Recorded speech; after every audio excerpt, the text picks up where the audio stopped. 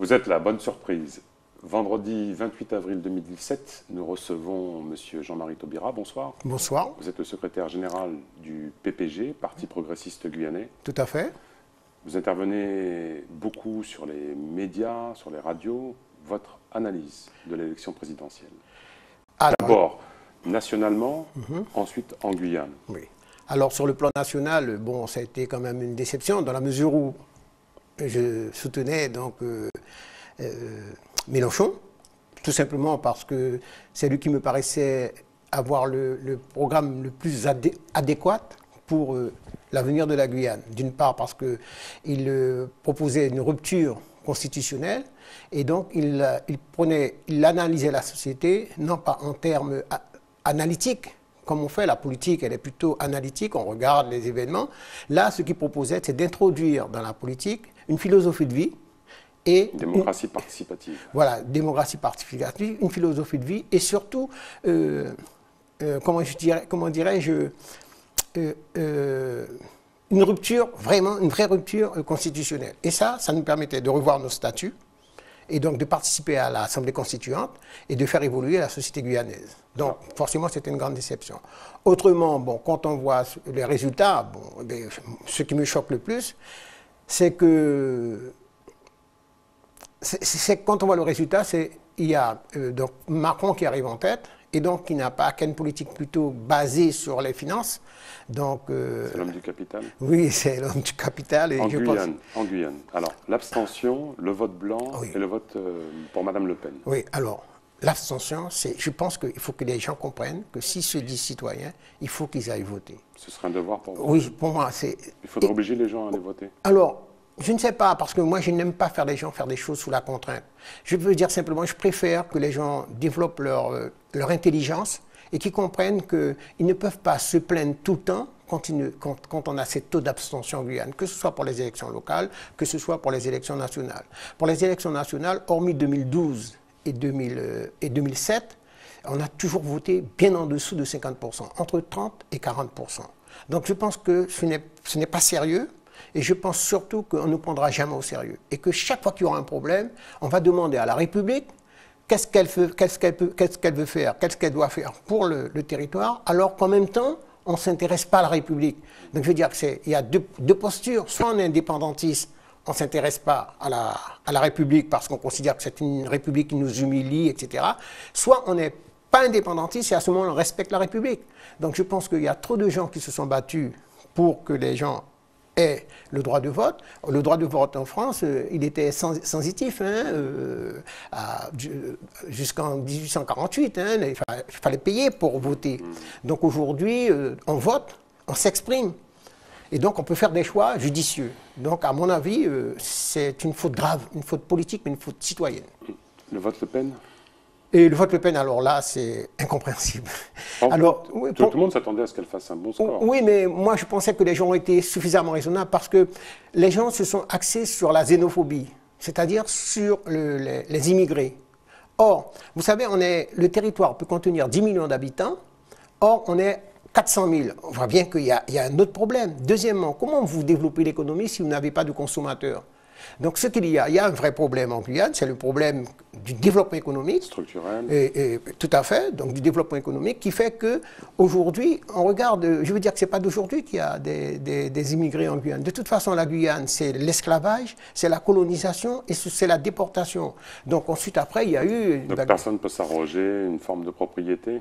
Non, ce que je veux dire surtout, c'est qu'il y a un métissage qui s'est fait, donc on ne voit pas comment on peut avoir le Front National en Guyane. C'est ça qu'il faut comprendre. Comment vous expliquez aussi des fois les relents xénophobes qu'on a vus au cours de la grande mobilisation, notamment au travers des réseaux sociaux?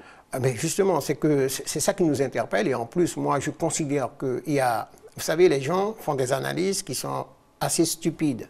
Alors je prends mes responsabilités quand je dis ça. Je ne dis pas qu'il n'y a pas de problème, c'est ce que j'explique toujours aux gens. Mais quand vous me dites qu'il y a 900 personnes en prison et que 80% sont des étrangers, 900 personnes ne peut pas être l'image fidèle de 400 000 personnes. Je veux dire que c'est stupide. Deuxièmement, il y a la nature des délits qui sont faits, il y a la nature des crimes. Il y a des crimes, il y a des délits. Donc il faudrait faire creuser un petit peu voilà, avant de parler. Avant de parler, voilà. Et puis ensuite, voir si vraiment il y a une image fidèle d'une situation vers une autre situation. Et là, ce n'est pas le cas. Donc je dis aux gens, on vous donne ces éléments-là, alors que derrière, le pays il est riche, on peut créer de l'activité, on peut même être très à l'aise. Et je veux dire aux gens de se souvenir quand ils étaient à l'aise, ils avaient toujours quelqu'un qui faisait soit le repassage, soit le jardin, et c'était pas leurs compatriotes, hein, c'était souvent des étrangers. Après, quand le pouvoir d'achat diminue, eh bien, on commence à voir que quand il y a une crise comme ça, on voit toujours la différence par rapport aux autres. Mais je dis que c'est pas comme ça qu'on doit vivre, surtout sur le territoire guyanais. Vous tenez une chronique, elle est régulière sur Mediapart? Alors sur Mediapart, je m'étais imposé de faire un article par mois. Alors parfois j'en fais 2, ça dépend des situations, parce que je n'aime pas écrire pour écrire et je n'aime pas écrire sous la contrainte. Vous avez beaucoup de retours? Oui, j'ai pas mal de retours. Oui, j'ai pas mal de retours. Et bon, en général, les articles sont assez bien appréciés dans la mesure où je reste assez objectif. Hein. Donc, même si parfois, j'aurais voulu dire plus, par exemple, en ce qui concerne la crise, dès le départ, mon premier article, bon, j'ai essayé de démontrer que, bon, même pour les 500 frères, qu'on ne les a pas comparés ni au FARC, ni à aucun groupe révolutionnaire, mais plutôt au GIGN. Et donc, je veux dire que pour ceux qui essaient d'analyser la phraseologie, ils comprennent derrière ce que je veux dire, quoi. C'est un message subliminal que les initiés comprendront. Oui, tout à fait. Comment se porte le PPG? Eh bien, on est là, vous savez, on a été beaucoup déçus après les élections de la CTG. Et donc, quand on voit ce qui se passe aujourd'hui, on se dit que pourtant, on a tout dit. On a dit que ceux qui souffrent matériellement et ceux qui souffrent intellectuellement se mettent ensemble pour transformer la société. Parce que ce qu'il faut, c'est changer la société, c'est avoir un autre regard sur la société. Il faut créer une nouvelle société, puisque celle-là, elle se délite. La preuve, c'est que quand on fait sortir dans la rue plus de 40 000 personnes, c'est qu'il y a un vrai problème. 40 000 personnes sur 250 000 officiellement. Donc je veux dire que ça représente... C'est énorme. Ça représente, énorme. Ah oui, ça représente presque 9 millions de personnes dans l'Hexagone, ce qu'on n'a jamais vu. Je veux dire, le jour où il y a 9 millions de personnes dans l'Hexagone, c'est la révolution. Donc quand on fait sortir tous ces gens-là, c'est qu'il faut se poser des vraies questions. C'est-à-dire qu'il y a vraiment une vraie souffrance. Une vraie souffrance. Tous les constats sont partagés, mais le PPG, alors, il est en ordre de bataille toujours? Il y a des militants? Oui, on a des militants. Combien vous avez de militants et d'adhérents? On est toujours dans les 100, 110. Ah, quand même? Oui. Ah oui. Et je ne compte pas les abonnés, parce qu'on a une page Facebook. Sur la page Facebook, vous allez voir qu'il y a 493 abonnés. Donc, bon, mais les abonnés... Oui, ils se portent bien. Oui, ils se portent tout à fait. Le format de l'émission est court. Vous partez aux élections législatives, m'a-t-on dit? Oui, sur la deuxième circonscription. Alors, qui part? Alors, sur la deuxième circonscription, ça sera Richard Jouani, qui est jeune, qui est très brillant et qui est très rationnel. Je pense qu'il ressemble beaucoup... Il est estampillé PPG. Oui. Il est jeune, beau et intelligent, il est estampillé PPG. Oui. Sur la première, vous y allez? Sur la première, à l'heure où je vous parle, on n'a pas de candidat.